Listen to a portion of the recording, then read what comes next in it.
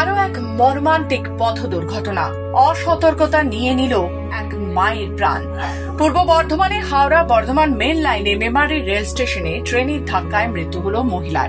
ঘটনার সময় ওই মহিলা রেলিং টপকে দুই সন্তানকে নিয়ে 1 নম্বর প্ল্যাটফর্মে উঠতে যাচ্ছিলেন। জানা গিয়েছে মৃতার নাম আনিশা বেগম, বয়স 36, বাড়ি জামালপুর থানা সুরেকালনা উত্তর সুরো এলাকায়। পরিবার সহ তিনি যাচ্ছিলেন মগরায় মায়ের বাড়িতে। ওই সময় তার স্বামী টিকিট কাটছিলেন টিকিট কাউন্টারে, আর ঠিক তখনই শিয়ালদাহ বালিয়া এক্সপ্রেস দ্রুত গতিতে স্টেশনে ঢুকছিল। দুই সন্তান, একজন 8 বছরের মেয়ে, অন্যজন 12 বছরের ছেলে। প্ল্যাটফর্মে উঠে গেল আনিসা ঠিকঠাক ভাবে উঠতে পারেনি। ট্রেনের ধাক্কায় তিনি ঘটনাস্থলে প্রাণ হারান।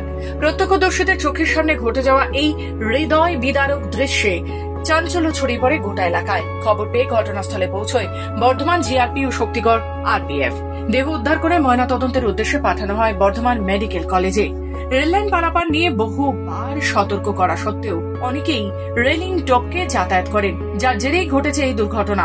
রেলের তরফে একাধিকবার প্রচার ও অবকাঠামোগত পদক্ষেপ নেওয়া হয়েছে, তবুও সচেতনতার অভাবে ঘটছে এমন প্রাণঘাতী ঘটনা।